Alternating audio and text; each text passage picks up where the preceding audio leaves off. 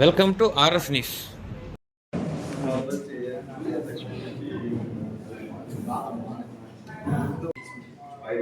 నమస్కారం.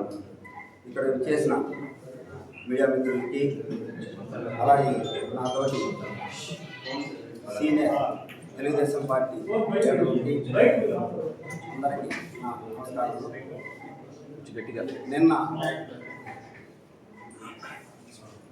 Republic day రోజున MLA గారు ప్రోటోకాల్ ప్రకారము మన మున్సిపాలిటీకి రావడం జరిగింది. అందులో భాగంగా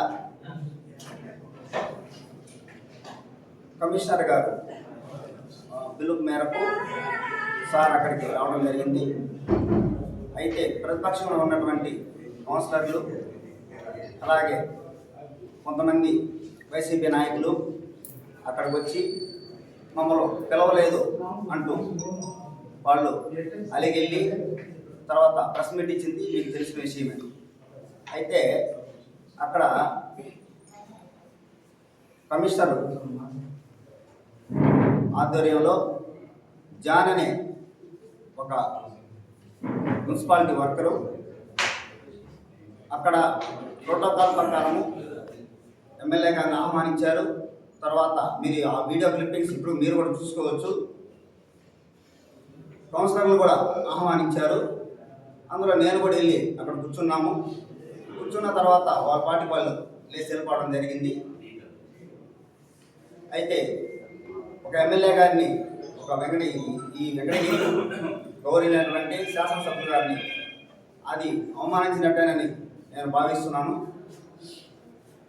కాబట్టి వీళ్ళేదో అభివృద్ధి చేశారు అని మాట్లాడుతున్నారు. నేను కూడా మీ అందరూ తెలిసిందే, నేను కూడా గతంలో వైసీపీలో కౌన్సిలర్గా గెలిచిన వ్యక్తినే. కాబట్టి ఈ 5 సంవత్సరాల్లో నేనేదో జనాలకు చేస్తామని అనుకొని నేనైతే కౌన్సిలర్గా పోటీ చేయడం జరిగింది. నన్ను నమ్మి నా 5వ వార్డు ప్రజలు ఏదో ఎక్స్పెక్ట్ చేశారు. అక్కడ అభివృద్ధి జరిగింది అంటున్నారు. ఒక్క వర్క్ అయినా సరే ఏ కౌన్సిలర్ 25 వార్డులలో ఏ కౌన్సిలర్కి అయినా సరే ఈ వర్క్ వచ్చింది, ఈ రోడ్ వేసాము, ఈ కాలం వేసాము అని ఎక్కడైనా ఒక దగ్గర మీరు చెప్పగలిగితే మేము దానికి సిద్ధంగా ఉన్నాము. అయితే ఒక చిన్న సబ్జెక్ట్ ఏంటంటే మీ అందరూ తెలిసిన విషయము, గతంలో రామనారాయణ రెడ్డి గారు వెంకటగిరికి ఎక్కడ పార్క్ లేదని చెప్పి 5వ వార్డులో మన సాయిబాబా గుడి వెనకాల ఆయన ఒక మ్యాప్ గీపించి 6 మంది ఎంపీ గ్రాంట్లో నుంచి 1.5 కోటి ఫండింగ్ తెస్తే ఆ డబ్బులు కమిషనర్ అకౌంట్లో పడితే దాన్ని అప్పుడే రామనారాయణ గారు పార్టీ నుంచి వెళ్ళిపోవడం జరిగింది. అందులో భాగంగా నేను ఆయనతో కూడా వెళ్ళిపోవడం జరిగింది. అయితే వచ్చిన అమౌంట్ని అభివృద్ధి చేయాలి, కానీ మీరైనా ప్రజలకు ఏదైనా చేయాలంటే ఏం చేయాలి? మీరు అభివృద్ధి చేయాలి. అభివృద్ధి చేయకుండా అదే డబ్బులు మాదో లేదు మీదో కాదు కదా, ప్రజలది అయినప్పుడు మీరు అభివృద్ధి చేయాలి. అభివృద్ధి చేయకుండా ఆ వచ్చిన గ్రాంట్ని మీరు వెనక్కి ఎందుకు పంపించారు? మీరు ఎంత మాత్రం అభివృద్ధి చేస్తున్నారు ప్రజలు కూడా గమనిస్తున్నారు. కాబట్టి అభివృద్ధి జరిగిందని ఊరికనే చెప్పుకోవద్దండి. నిన్న జరిగినటువంటి ప్రెస్ మీట్లో కొంతమంది కౌన్సిలర్లు రకరకాలుగా పక్కకు పోయి ప్రెస్ మీట్ ఇచ్చారు. అవన్నీ మీరు కూడా చూశారు. కాబట్టి జనాలు గమనిస్తున్నారు దీన్ని. అభివృద్ధి జరిగిందంటే ఇంకెక్కడా కూడా దీని మీద కామెంట్ చేయొద్దని నేను అనుకుంటున్నాను. సెలవు తీసుకుంటున్నాను. పెద్దలకి, మీడియా మిత్రులకి నా ఉదయపూర్వక నమస్కారాలు. నిన్నటి రోజున గణతంత్ర దినోత్సవం 77వ సంవత్సరం దినోత్సవం సందర్భంగా వెంకటగిరి మున్సిపాలిటీ గౌరవ ఎమ్మెల్యే గారు ఇచ్చేయడం జరిగింది. నిన్నటి రోజున స్టేజీ పైకి రాకముందే వైసీపీ కౌన్సిలర్లు ముందట్లో కూర్చోవడం, ఎమ్మెల్యే గారు ముందుకు వెళ్ళారు. వెళ్తానే వీళ్ళు ఏంటంటే వాకౌట్ చేసి వెళ్ళిపోతాను. అంటే ఎమ్మెల్యే గారు అంటే రాకూడదనే ఉద్దేశమో వాళ్ళ వాళ్ళ వాళ్ళ భావన ఎంత అర్థం కావాలి. పోతే ఏంటంటే అక్కడ ఎమ్మెల్యే గారు కూర్చోదలికి వాళ్ళు వాకౌట్ చేసి వెళ్ళిపోవడం జరిగింది. ఎమ్మెల్యే గారు దాన్ని గమనించి అక్కడనే ఉన్న ఎస్ఐ గారికి వాళ్ళు పిలవండి అని చెప్పడం జరిగింది. పిలిచినా ఆడిపోయి ఎస్ఐ గారు వాళ్ళు బద్దెలాడినా వాళ్ళు మేము రావాలని చెప్తాను. నేరుగా పోయి వాళ్ళ వాళ్ళ వాళ్ళ బంగ్లాకి పోయి ప్రెస్ మీట్ ఒకటి పెట్టుకున్నారు. మమ్మల్ని అవమానపరిచారు. మున్సిపాలిటీలో మమ్మల్ని వేదిక పైకి పిలిపించలేదండి.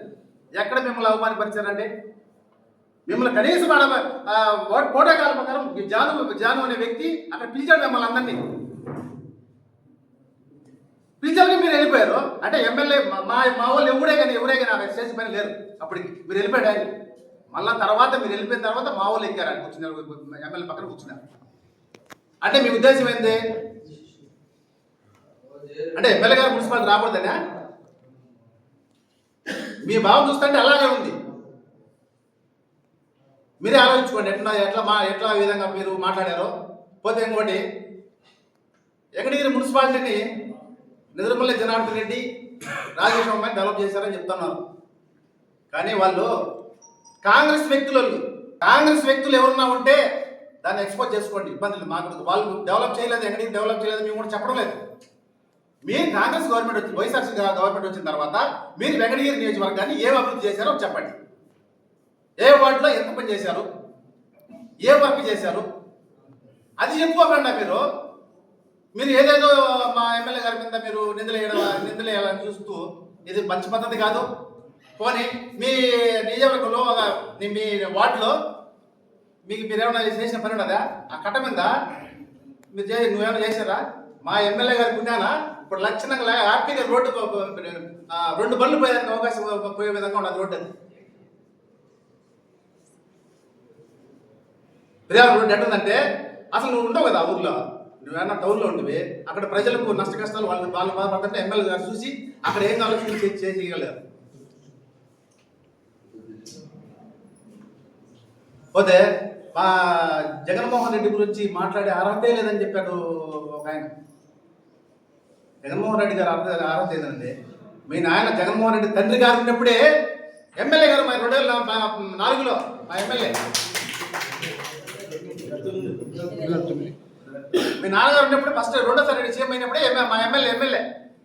అప్పుడు నువ్వు 2009 నుండి నువ్వు తండ్రిగా ఉండి నువ్వు వెనకుండి పందికుక్కులా బాగా మేసేసావు. అది గుర్తుపెట్టి జనం అందరికీ తెలిసిన విషయమే. పోటీ చేసి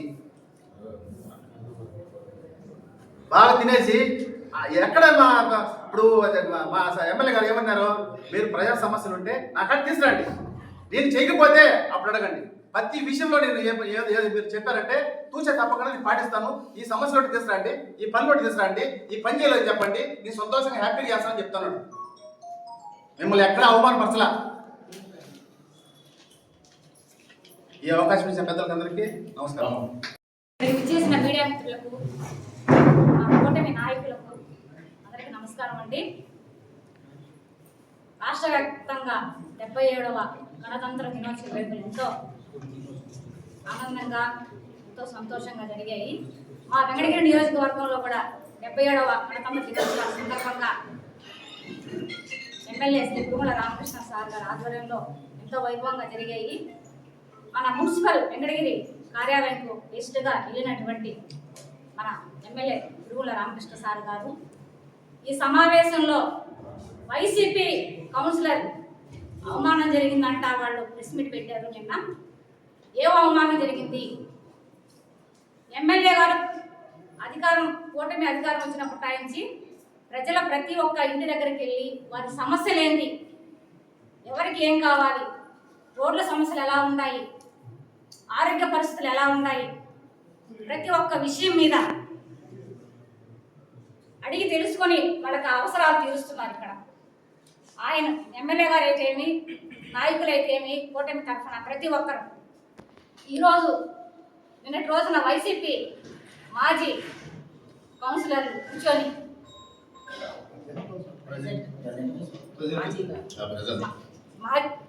ఎలా వాళ్ళు చేసిన అభివృద్ధి పనులు ఏందనేది వాళ్ళు ఏ రోజన్నా వాళ్ళ అధికారంలో తెలియజేసి ఉంటారా?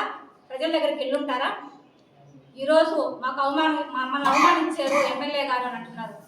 అవమానించడం, మహిళలను అవమానించడం, బాధ పెట్టడం, దౌర్జన్యంగా దోచుకోవడం అనేది వైసీపీ పరిపాలనలో ఉన్నాయి. వైసీపీ జగన్మోహన్ రెడ్డి గారు ఉన్నప్పుడు ఎంతమంది మహిళలను అవమానించారు, ముఖ్య నాయకుల భార్యలు అవమానించారు. ఇవన్నీ ఒకసారి వెనక్కి తిరిగి చూసుకోండి అమ్మా కౌన్సిలర్లు. మహిళలు అవమానించారు అనడానికి నిదర్శనం ఎవరంటే జగన్మోహన్ రెడ్డి. అభివృద్ధి చెందలేదనడానికి కారణం ఎవరంటే జగన్మోహన్ రెడ్డి. కూటమి ప్రభుత్వంలో వచ్చిన 1.5 సంవత్సరంలోనే ఎంత అభివృద్ధి చెందిందనేది ప్రతి ఒక్క గడపకెళ్ళి రాసుకోండి లిస్టు. మీరు వైసీపీ పాలన ఎంత అభివృద్ధి చేశారనేది లిస్టు రాస్తారండి. ఎంతమంది పెన్షన్లు మీరు పెరిగేశారు, చిన్న చిన్న చిన్న రిమార్కులు పెట్టి అవి ఉన్నాయి ఇవి ఉన్నాయని అధ్యక్షులు చెప్పి ఎంతోమంది పెన్షన్లు పెరిగేసిన దాఖలాలు వైసీపీ పరిపాలనలో పెరిగాయి.